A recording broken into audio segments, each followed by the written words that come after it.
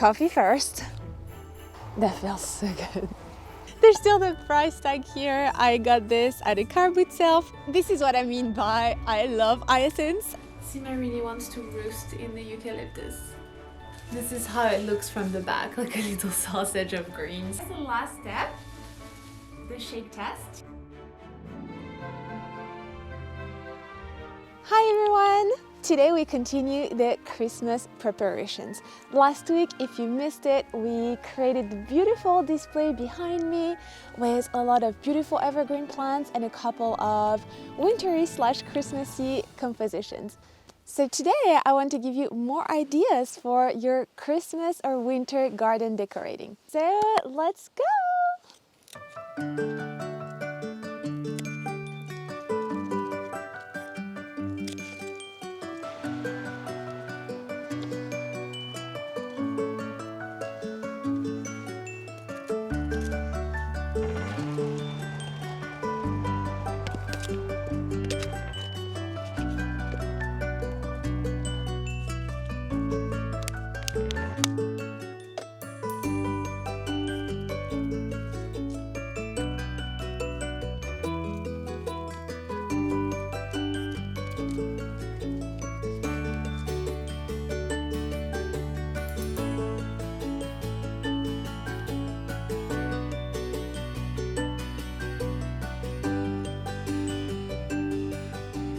I love how it turned out. I think the blue of the sloe berries that I actually used to make gin, I think it's insane, that I harvested in the fields complement really well the beautiful Hellebore. It's the classic Christmas carol, a beautiful white. You find it everywhere and it is just perfect for Christmas displays. Actually, if you have also Hellebores in the landscape, you can also cut off the old leaves as soon as there's new growth that emerges. That focuses, of course, the energy of the plant on this fresh new growth. Also, it makes the plant look a lot better. Later, we'll replant the Hellebore in the landscape so it can live out its long perennial life in the ground. Okay, let's install it on our display.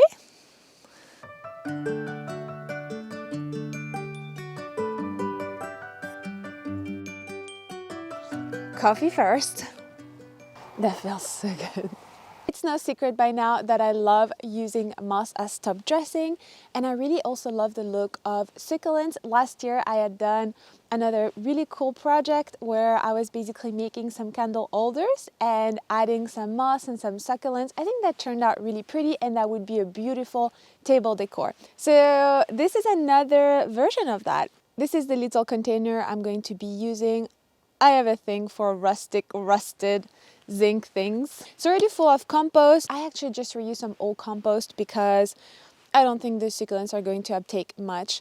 And actually I got those on sale. So always check out that sale section. You never know what you can find and rescue and turn into something beautiful. I think what I'm going to do is start with a nice layer of moss.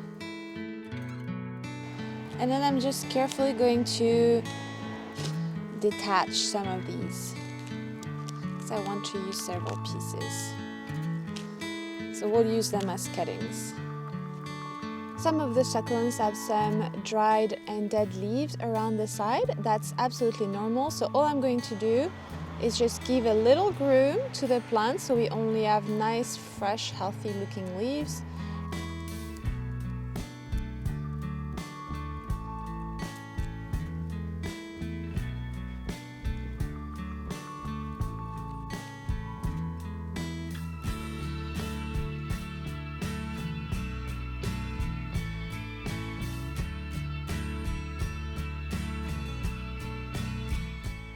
I also want to show you how I made a couple of the bits that I used for the display.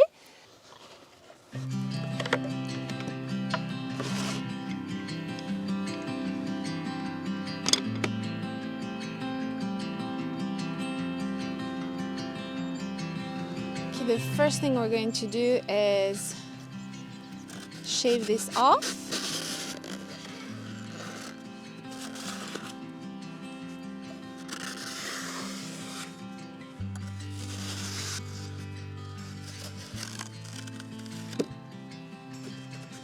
Let's try. Ooh, it's working! Oh yeah, look at that. They're going to be nice and stable. I think we're just going to keep this little Gothera in its little pot and just pop it here. It's a beautiful pop of red.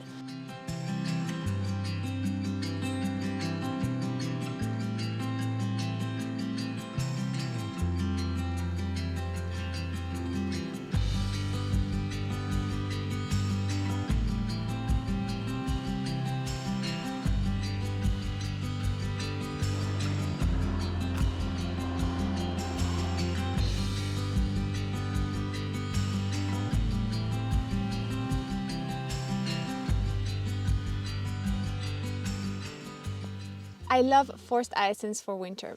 These were actually kindly sent to me by Taylor's Bulb. I received a beautiful box of spring bulbs, so thanks again for that. There's 3 beautiful Jan Vos hyacinths in this deep magenta color. It's going to be really striking. This is why I chose also a copper container, because I thought the color of the bulb, the color of the bloom would tie in really well with the copper. You can see they've actually started growing, and that's great. Blooms are not far away. There's still the price tag here. I got this at a car boot sale for £3. I thought it was a really cute container. This doesn't have a drainage hole and I don't want to damage it, so I'm going to be extra careful with watering, and that's okay because it's indoors. For anything outdoors, I would definitely recommend get that drainage going. It started growing from that tip here, so here we have the roots and the roots go toward the soil. Just going to nestle them in.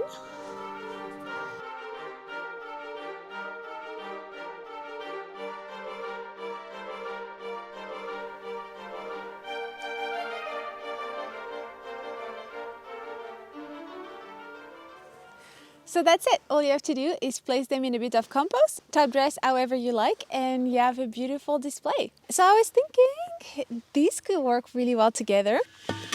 And of course I have more hyacinths. This is what I mean by I love hyacinths. I just picked up a bunch of them at the garden center. Some that are like this, forced, prepared so that they can bloom earlier.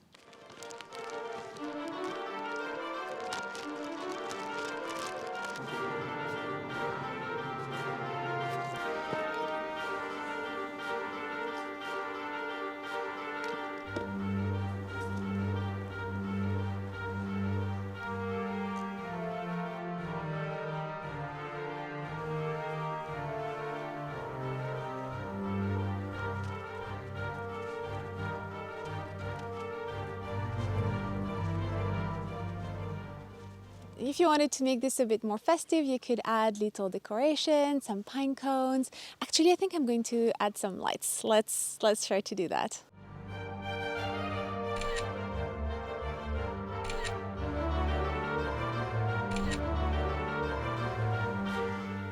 Next, I want to work with this beautiful basket.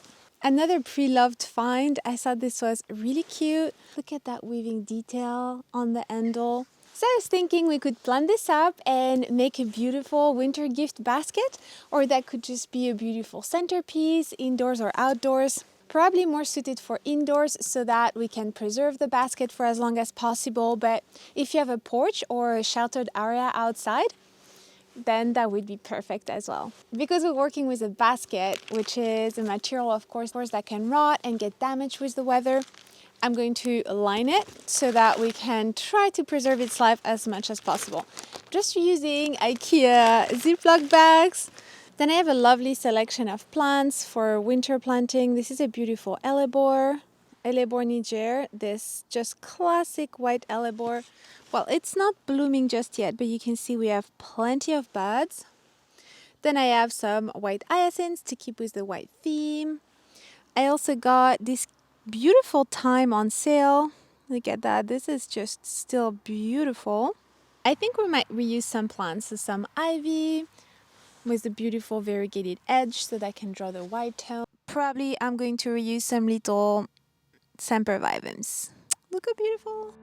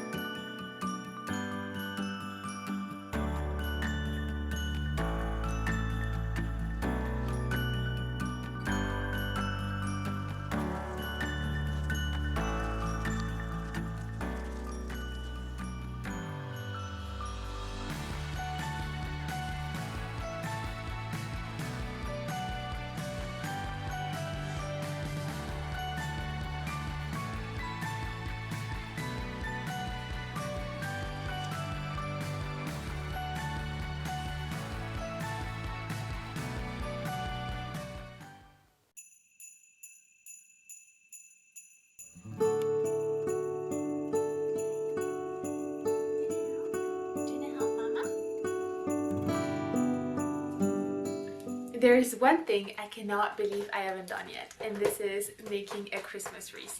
I absolutely love adding them to the door for every season, actually, not just for Christmas. And I've been making one every year for a few years now, and 2022 will be no exception. I do have a beautiful mix of greenery. Let me show you. I got some eucalyptus. In the florist section of my favorite garden center at Long Acres, they had that beautiful eucalyptus. I went on a little foraging expedition and I got these beautiful conifer branches. I think this is going to be our base. Really lovely. Also at the garden center I got a beautiful bunch of holly with some berries. That's going to be a beautiful pop of red. I also harvested these in our hedgerows, a bit of ivy with the seed heads. That's going to give a bit of volume. I also have some pine cones, some little cinnamon sticks, apples also. I'm wondering if I'm going to use that.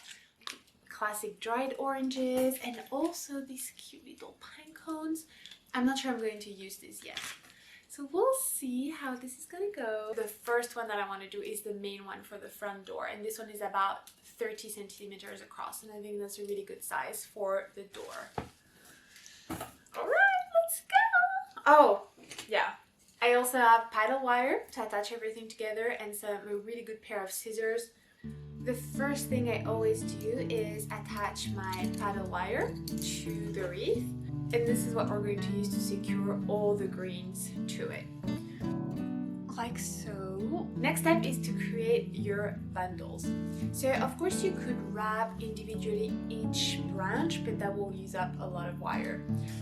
Let me get my first bundle ready. I have a feeling this is going to be so messy. Sima really wants to roost in the eucalyptus. Selecting a few bits of each type of green that I want to include. Careful if you're using holly, that is super spiky. I think I'm going to need more of that fluffy texture at the back. Much better. You can see here at the back. I don't know if you can tell, but it's much fuller. And then here I have my attachment point for my wire. I'm just placing my bundle on top, slightly outward, and we'll just go around 3 times.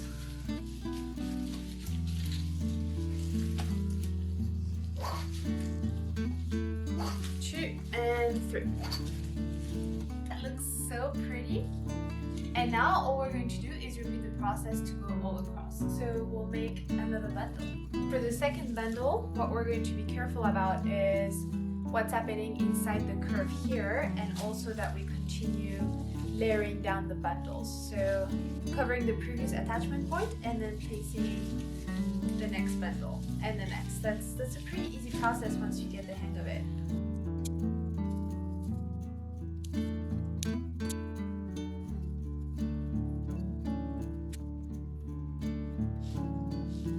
That's taking shape.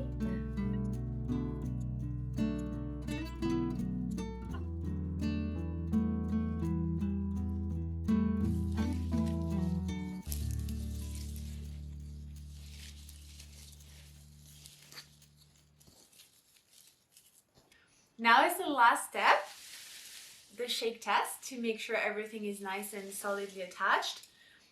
Actually, look at that. This is so funny. This is how it looks from the back, like a little sausage of greens. I actually decided to add a few more bits, so it was time to whip out the glue gun. First, I placed all my elements just to make sure I liked where they were, that they were balanced correctly. And then I simply apply a generous portion of glue and press down for a few seconds so that the item can actually adhere really well to the wreath. And that's all there is to it. It's actually one of my gifts to give to a gardener because with it you can do some amazing craft projects. So check out the video if you want more gardening gift ideas for your loved ones.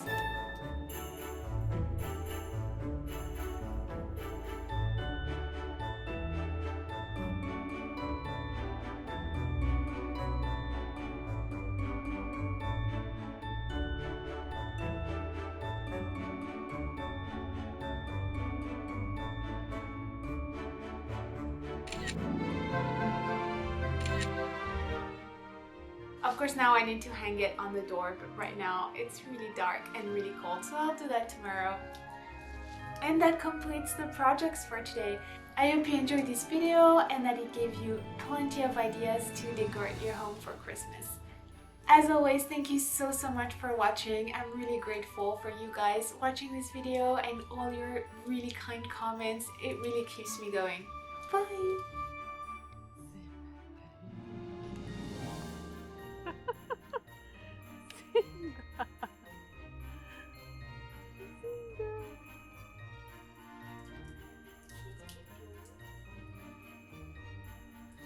I am very distracted.